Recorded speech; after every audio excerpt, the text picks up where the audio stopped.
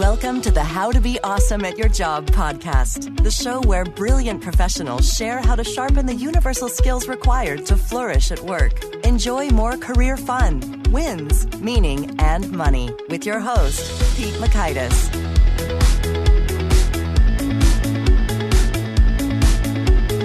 Hello, and thanks so much for joining us here for episode 114 with Alan Willett. Alan has some excellent perspective on what it takes to give great feedback, such that you're even capable of leading the unleadable, as is his book title. So you're going to learn, 1, what makes some employees unleadable and how to lead them. 2, why people are afraid to give feedback and how to overcome it. And 3, how a 2-minute conversation can transform everything. So if you want to check out the show notes, the transcripts, the links to items mentioned, you'll find that over at awesomeatyourjob.com/ep114. Here's the scoop on Alan. Alan Willett is of the rare species who is an expert international consultant, speaker, and author. He has worked with companies ranging from one person to some of the giants such as Microsoft and NASA. Alan says that his passion is helping people and organizations transform their friction points into profit points. What is a friction point? Well, the space where the business needs meet the implementation reality, and in that space there's always heat generated. Alan is the expert who transforms that heat to innovation and results for the business and the people. Here is Alan. Alan, thanks so much for joining us here on the How to Be Awesome at Your Job podcast. It's awesome to be here. Well, I'm so intrigued, first of all, a little bit about your backstory. So in your childhood, you grew up on a dairy farm, and you mentioned that your dad did some things very well, which made it a rock star dairy farm that left a mark on you. Can you give us that story? Oh, sure. Well, I'll tell you a story. Absolutely. You asked for one. One of my favorites is really, I was sitting in the house with Dad on a rare sunny Sunday afternoon in the summer, and everything was in the fields were done. And we had a farmer come in to us and go, "Fritz, how's it going? Do you got all your hay in?" And Dad goes, "Yep." "Is all your equipment fixed up?" "Yep." And the farmer just shook his head. This other farmer, he goes, "Boy, Fritz, you are one lucky farmer." And my dad goes, "Yep, I am one lucky farmer." After the guy left, my dad goes, I think he sort of missed that all the nights we were up getting the hay in while the sun was shining, all the work we did to keep the equipment running, all these other things that we did all the time so we could have this rare Sunday afternoon off. Luck really comes from a lot of due diligence. And I learned a lot from my dad about that. That one story just says a lot to me. Oh, that is good. And so I guess I'm also curious how, as other dairy farms were struggling, yours was prospering. Were there a couple kind of brilliant managerial tips and tricks you picked up as well? Sure. Well, first, really is that due diligence. I got to tell you, flash forward for a minute. I've helped a lot of projects be successful. And where the other projects are struggling around them, I've had managers come up and say, "Boy, Alan, you are sure lucky to have those successful projects." So let's compare projects like that in the farming. So, for example, my dad did a lot of preventive maintenance. We didn't wait for things to break. He had everything on a schedule to make sure that things were kept oiled, greased, etc. Because equipment, if you have a plow breakdown or a tractor breakdown, it's going to set you back for weeks possibly, and that's impossible to take care of. So he really made sure that we did preventive maintenance. We had the important parts on hand in case we are going to need them. Look ahead, manage the risk. The cow management, for example, on the dairy farm, it's really important to keep your cows healthy. So one of the things other farmers didn't do around us is like keep their feet trimmed all the time because that's expensive. We always made sure we had people come to trim the cow's feet all the time to make sure they were healthy.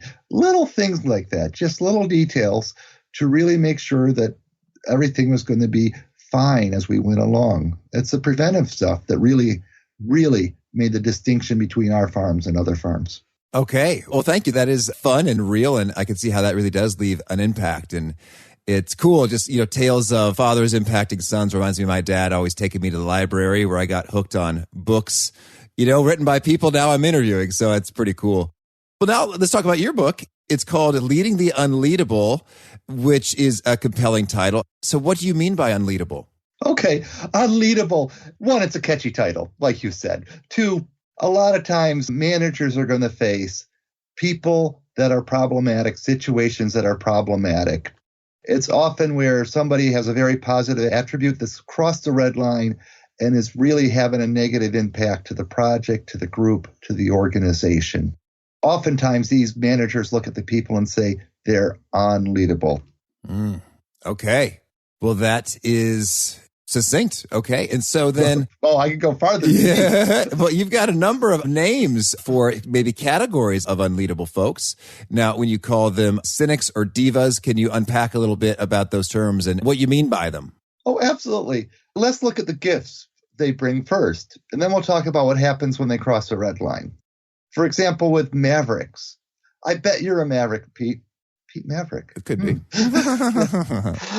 Sorry about that. But Mavericks are people that really look at the status quo and say it can be better. They're going to push boundaries. They're going to really look for innovations, improvements. They're always pushing the edges of the envelope. I want people like that on my team. Do you know what I mean? Right. But let's look at what a Maverick crosses the red line. A Maverick crosses the red line, and I've seen this too often, where they come into a job, an organization, and they disdain all the status quo, all the hard work where somebody worked hard to get to the place they are. They don't look at the history. They don't respect the history. They don't recognize why some things might be the way they are. And they start to be very disruptive to morale.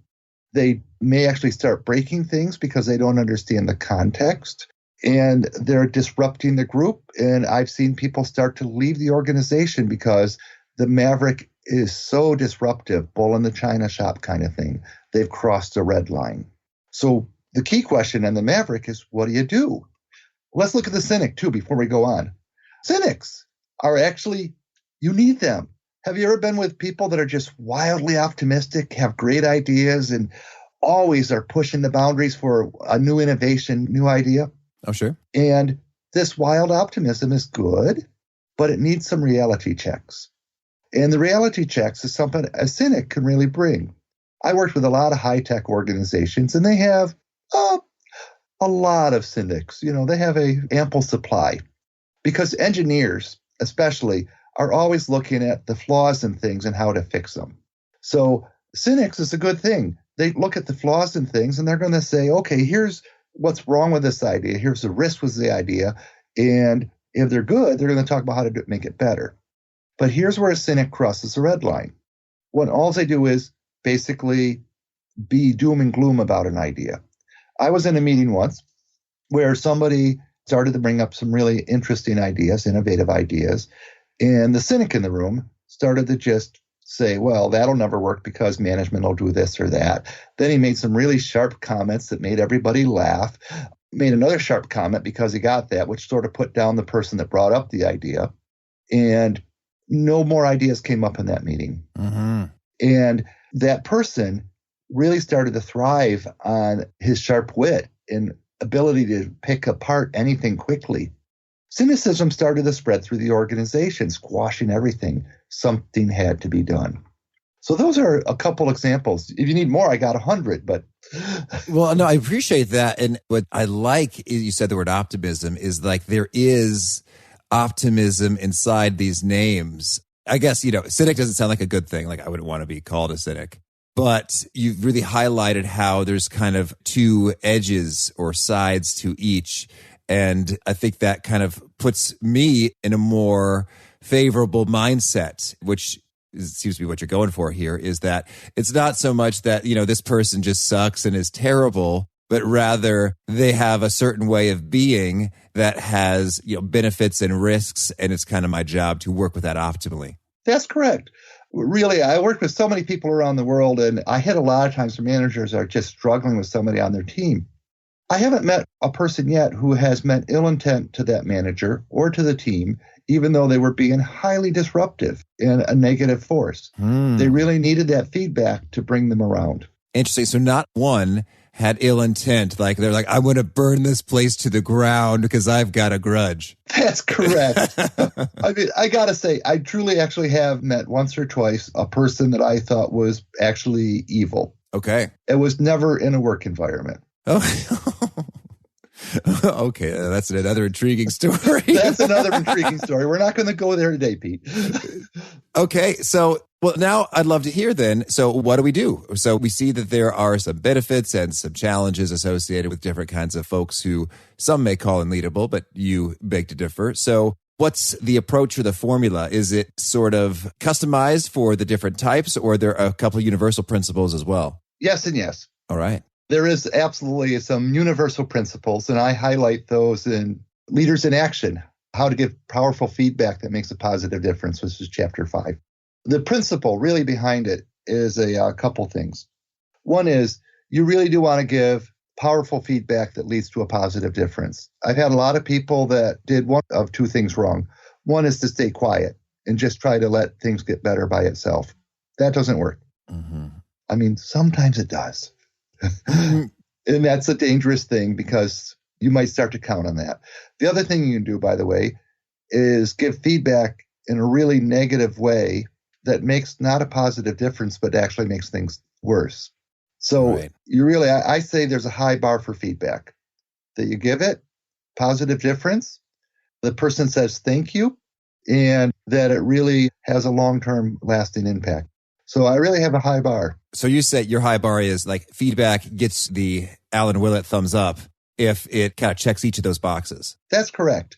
And that's a hard thing to do, but most people don't have that in mind. And I say, if you start to track and measure the way you give feedback and the impact it has, it comes back to realizing it's not the other person that's responsible, but you're responsible for your process for delivering it. And I have a process that I suggest in the book, like the cynic, by the way. Let's talk about that one for a minute. Okay. So that person really was being a very negative impact to the group.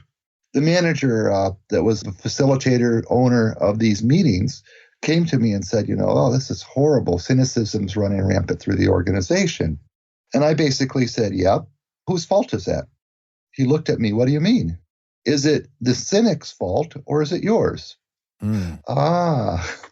So, and by the way, this is an example of giving feedback. I asked questions and I said to the manager basically this, without judgment, very concisely, what you need to think about is who's responsible for those meetings, and is there ways to not allow the cynicism to happen? And does the person know they're being that disruptive? Please think about that and get back to me. Very short, very concise, non-judgmental, although it did point a direction. So what I worked with that manager on was to basically think about all the reasons they're angry about this and why it was a problem. And I said, sit down and write. Think about this. Why are you angry? And if you can look at why you're angry. You're angry because it's really frustrating a lot of other people. People are feeling put down. It's squashing ideas. You're dreading going to your own meetings. Other people are dreading going to the meetings to make progress. It's starting to spread to other groups. There's a lot of things he was really angry about and feeling very judgmental. Mm-hmm. Why is this person out to get me?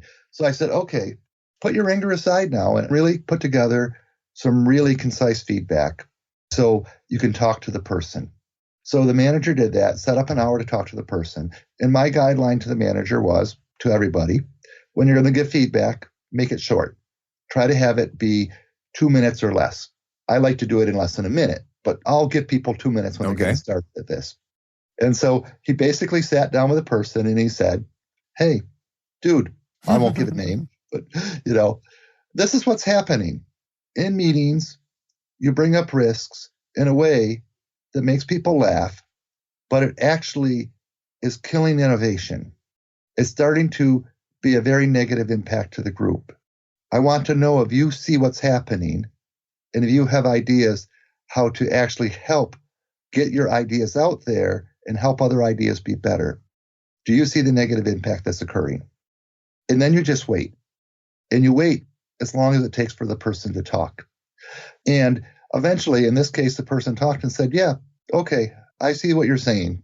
When I do this, it does. He said, it feels good because people laugh, etc. But I see now that when I think about it, that the ideas stop coming. And I don't mean for that to happen.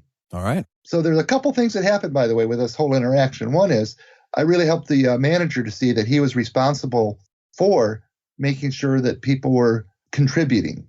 And we also worked on ways for the space for the negative thinking to come into place and the space for positive thinking to come into place. There are structural things we could do as well. So there's a lot of details behind that. But the first thing is to really get feedback that the person can hear and think about and make adjustments based on it. Okay. So, and then the content of that feedback is, short, under 2 minutes, and mentioning the behavior and the implications of the behavior, and then asking, do you see that, and asking if they have any ideas to adjust. That's correct. Okay. Well, that sounds easier than we fear, I dare to say. Is that your experience working with clients? Absolutely. Really, what I have found, let's look at the situation normal. This sounds so simple, so obvious, but there's a couple problems. People are often afraid to give this feedback. It feels confrontational, etc. I've done this with lots of different groups. And basically, I say, what's the fear of giving feedback? And people have come up with about 30 different unique reasons why it's hard. I simplify it in the book. I think I give like 10 or 12 reasons why it's hard to give feedback. So people are really afraid to give feedback because of experiences. That's one. People do have fear. They need to remove that. Number two is, when people usually give feedback, they end up talking and talking and talking. And their emotions come out, their anger comes out, their frustrations come out, and they start to spill onto all these other different things that the person might have done wrong in the past.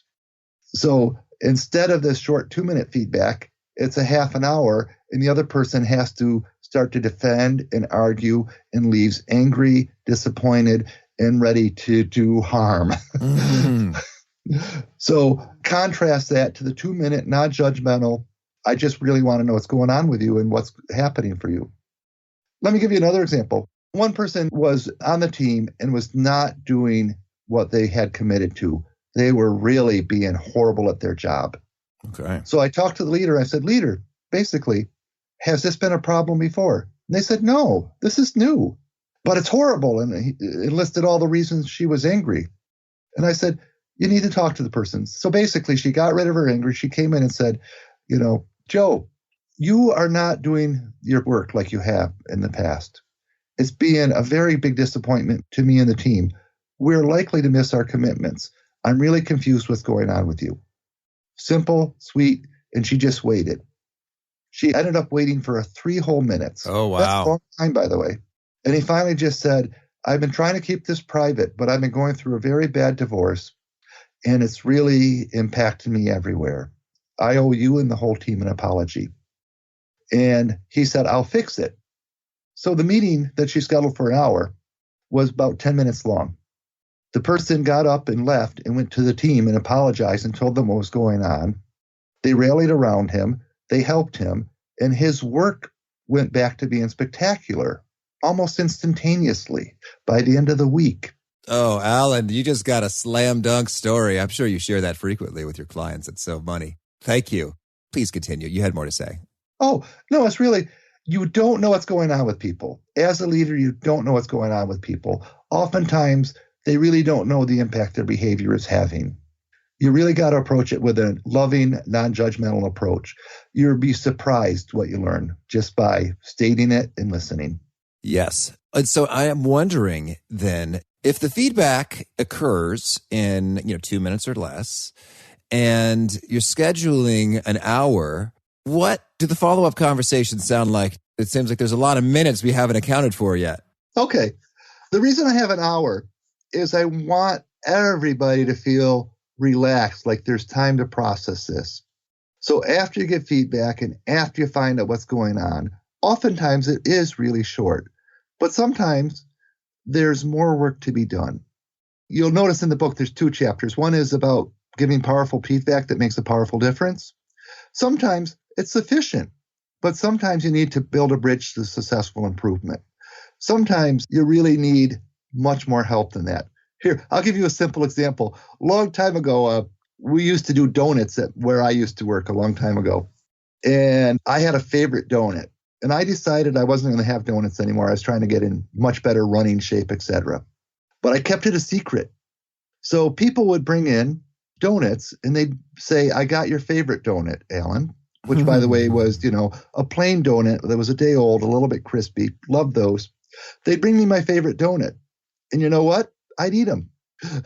Yeah. Because one, it was my favorite donut. Two, it really felt bad for somebody to do something special for me and to bring that.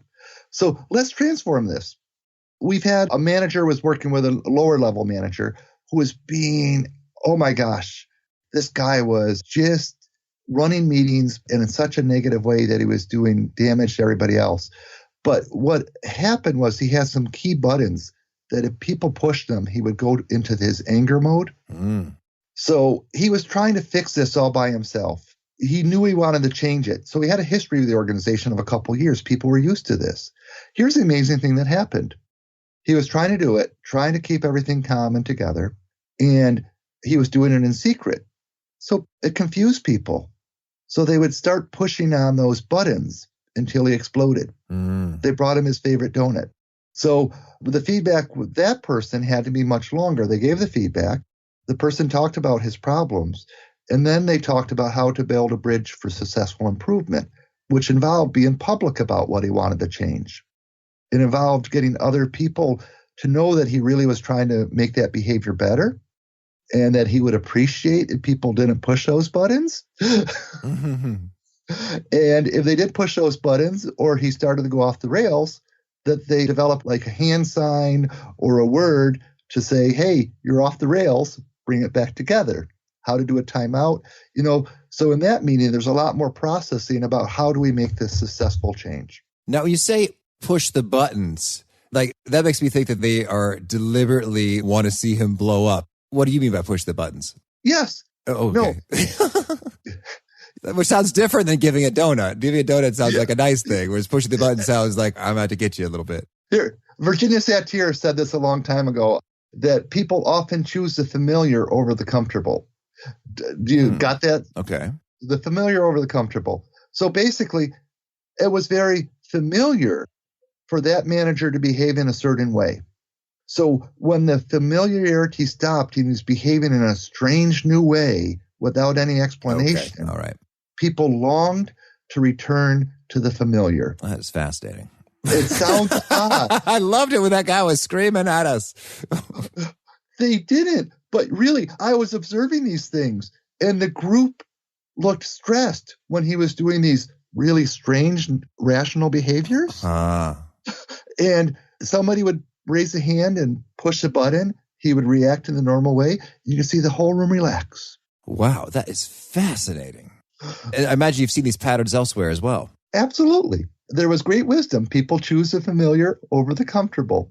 So to change the familiar to the better often requires being much more public about it and building a support system for that new system of behaviors. Yes, that does seem to be a bit of a theme there, is the whole team rallies around and gets on board, in the case of the divorce or the anger situation. And that's interesting because I imagine most people fear that if I reveal or disclose this weakness or development opportunity, challenge that I'm working on here, that folks are going to tear into me, or they're going to be like, I told you so, or all kinds of negative things are happening. And your experience is that, in fact, folks come together and positive things unfold.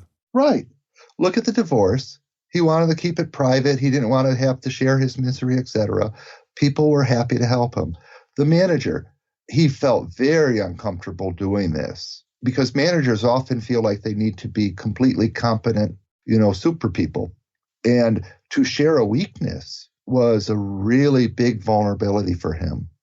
He was shocked about how graceful people were and how they started to share what things they were struggling with and asked for his help as well. It really is a system of compassion once people can go past their vulnerabilities. Oh, that's great.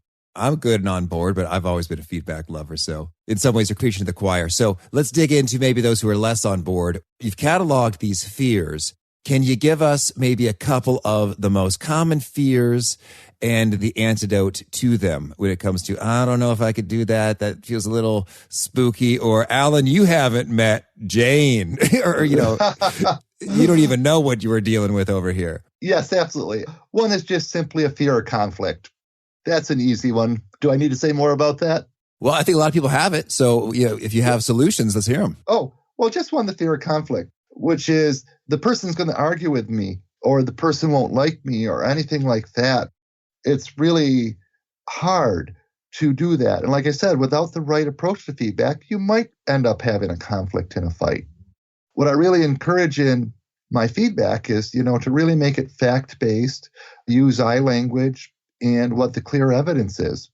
And that removes the fight so many times and just lays it out for a mutual discussion about how to get back to the good of the group. How do we make the organization better?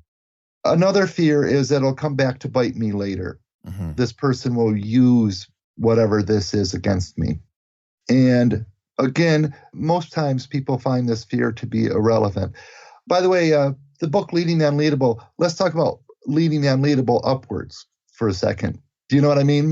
Sure. Yeah. Leading your leader. Mm-hmm. So there's a whole host of fears there that if I raise this problem, that it's going to reflect badly on me or some teammate be harmed by it, things like that. And again, those are valid fears if you do it wrong. What people have to realize is that managers really do want to know this. But if you raise a feedback in a way that makes them think you're arguing with them or disagreeing with a goal, it's not going to work. So similar to the feedback I give to the people that work for me, I focus on the goals and say, this is where we're discrepant from the goals. When I give feedback to people that are above me in an organization, I encourage people is to focus first, again, on the goals. I understand the goals are this. Yes. And this seems discrepant to me, oh, hello, leader, that, for example, this is one that I helped somebody do. Leader, you say you don't want any surprises. Yet, it seems to me that every time somebody brings up something in a meeting that you think is a surprise, you stand up, you start to yell. It seems to me like you're really causing people to be afraid to give you any news at all. What do you think about that? So, again, very concise feedback to the leader above them, but it was non-judgmental, starts with a goal, and comes back, is that what you want to happen? And in that case, the manager really started to see what the person was talking about and adjusted his behavior to thank people when bad news was brought to him. Mm-hmm. Okay, and I'd like to hear as well when you say, what do you think about that? And they say, well, Alan, I think you're full of crap. You are so off base with this. Like, the worst case scenario unfolds. I know your book has some scripts. Do you have one for that? Oh, absolutely. Basically, what I really encourage people is, especially when they're giving feedback upwards, is to use risk language. For example, in the story where, the manager wants no surprises, I would say, that could be true, but I think there's a risk. Do you see there's a risk, or do you think there's no risk at all?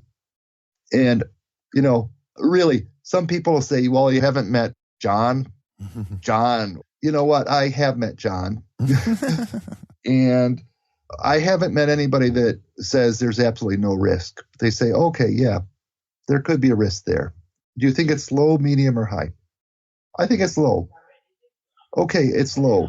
But if it's low, what's the impact if it's true? Oh, that could be pretty severe. Okay, so what I encourage you to do is just watch this and you see if the risk is low and my feedback is invalid, or if it's accurate and there's some adjustment that is needed. And I'm happy to help watch with you to see if I'm wrong about that. Okay, that's good. That's good. And because risk, that's very clever. You sort of reframe it from it's no longer an absolute binary true, false. It's like, can you give me a 20% probability that there might be something to this? And then you can get that. Absolutely. And I think risk language was really important. And let me be really clear about a distinction. If you have somebody working for you and they committed to do X by point Y and they're working on Z and it looks like Z is not going to be done until Y plus 20, it's an issue. There's no risk there. And you have to be clear about that. When I talk about a behavior thing and a possible outcome, it's more of a risk. So there's a contrast, you're saying, a distinction between, behavior and outcomes versus just clear-cut accountability for delivering a certain thing by a certain time. That's correct. And I'm encouraging the feedback to really reflect what you know and what you don't know. Okay. Say a little bit more about that. Reflect what you know and what you don't know. So you're kind of coming in there with some humility that you don't have all the facts and you're making that known. How does that sound? That's correct. Well, for example, Pete, you promised me to send me the frequently asked questions by Thursday, and I don't have them yet. Well, actually, you did, Pete, by the way. Oh, thank you. And I don't have them yet. And Pete, by the way, it seems to me there's a pattern to this, and I would really like to know what's going on for you. Okay, again, Pete, you've been flawless with this, but that's an example of feedback where here's a fact. Okay. Here's my impression. I haven't really tracked all the data, and I would like your feedback. What's happening? Why is this one off? Is there a pattern or is there not? I think there's a risk here that we can work on together. Mm-hmm. Okay, so it's like just distinct, just laying out, these are facts. This happened and then this happened and question mark. What's the story behind there? That's correct. Okay, great. Well, so you tell me, Alan, is there anything else you want to make sure that we cover off before we talk about some of your favorite things here? Sure. I would like to note this. There's a couple major areas we didn't talk about, and I want to just point them out. One area is when I talk to a lot of managers, they always say, Alan, I think we should just fire them. Oh. And I'm like, okay. There's actually a chapter in the book dedicated to that, which is called Decision Time, Remove or Improve. Okay. I want to be clear. It's not every time that you can turn a person around. Your obligation as a leader, the one you must never waver from, is to the group. And you have to make an evaluation at whether or not you can turn the situation around with a disruptive individual quick enough to not do harm to the group. There's a lot of factors there in that book. That chapter highlights what the factors you have to look at are, how to evaluate them, and what actions you can take. Because it's not an on-off switch. It's not fire or fix. It's really more like a dimmer switch. There is a whole range of things from doing nothing to helping fix to changing them to a different group or changing the position slightly to firing. There's a whole range of actions. And I really encourage people to take a look at that and think about that as they engage in this. Okay. The second thing I just want to highlight is we neglected the second half of the book, which is the prevention measures. There's a number of things that people can do to prevent people problems in the first place. What I find is leaders go through an evolution where they are always in the reactive mode to project problems, people problems, etc. And what I really encourage is a move from reaction to proactivity. Really, how to set clear missions, how to set expectations of excellence, and how to set those expectations of excellence on a daily basis. Okay, thank you. Well, now can you tell us a favorite quote, something you find inspiring? Well, I forget the exact words of this, but I really love a Robert Heinlein quote, which is, people should be able to lead an army, climb a mountain, swim a sea, change a diaper, cook a meal, et cetera, a whole list of things, and then say specialization is for insects. Oh. And I really embrace that quote in so many ways. I think we humans are learning machines, and we always want to be engaged in something that's pushing our edges, pushing our envelope, giving us more ideas and more ways to improve as a human. Oh, thank you. And how about a favorite study or experiment or a piece of research? Oh, well, I have to say, I really have enjoyed Oliver Sacks' writing, such as The Man Who Mistook His Wife for a Hat. Because in the Oliver Sacks writing, he really talks about that a lot of times we're trying to take people that are living outside the norm and push them into a very specific way of being. And oftentimes that has done more harm to the person than good. And so I really enjoy reading Oliver Sacks. He makes me think differently. Oh, thank you. And any other favorite books that you would highlight? Oh, I love books. But I'll say, one of the things I really like doing is looking for leadership themes and how leaders behave in works of fiction. So I really have a couple authors that are sort of at the opposite ends. Orson Scott Card, for example, with Ender's Game, which is in science fiction, is really, and Ender in Exile is my favorite for this, really talks about how good leaders behave and how bad leaders behave. And there's a lot of truth in that. So I really enjoy that one. And I also enjoy John Varley, who's at the other end of the spectrum, another science fiction writer. I especially love his Rolling Thunder series about teenagers that go to Mars. And there's a heck of a lot about leadership in that one as well as really good science and a really good story. Oh, thank you. And how about a favorite tool, whether it's a product or service or app or thought framework you find yourself using often? Oh my gosh. I'm enjoying Trello right now. All right. Trello is very nice for visual management. It has a lot of nice integrations. I really like the simplicity on the top and the ability to see things and move things around easily, and the ability to go deep and add lots of comments and notes keeps me well organized. Oh, thank you. And how about a favorite habit or personal practice that helps you be more awesome at your job? Reality management. What does that mean exactly? One of the things I've really learned in life is that you have 3 steps to enlightenment. One is the ability to see reality, which is an ongoing task all by itself, to really look hard and cold and be able to see what's going on. Number 2 is if you see reality, it's not that easy to accept it, but to really accept it, to accept that it's true, whether it's a hard thing or a good thing. And number 3 is, once you accept it, to deal with it. So I'm a big believer in reality management. It has helped me throughout my career. Oh, thank you. And how about a favorite nugget from you in terms of an Alan original that gets people nodding their heads and retweeting and really kind of connecting and resonating with what you've said? Sure. It sounds very small and concise, but I often end my talks with a very simple statement. Go forth, do good in the world. Oh, thank you.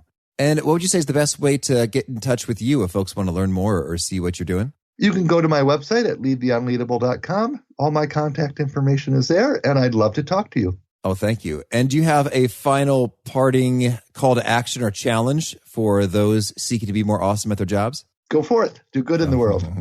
Perfect. Well, Alan, thanks so much for this, and good luck with the book and your consulting and all you're up to. Thank you very much, Pete. It was awesome to be here. I love the way Alan just diffused a whole lot of fear there in terms of it can just take 2 minutes, share the observation, the implications, and listen, and away you go. So, if you'd like to check out the show notes, the transcript, or the links that I was mentioned, drop on by awesomeatyourjob.com/ep114 to get you for the next episode. We're talking to Jeff Blades, an Australian who talks about building systems to get answers and ultimately do what you want. So hope you get your in. Peace. Thanks for joining us for today's episode. To get the most out of this conversation, visit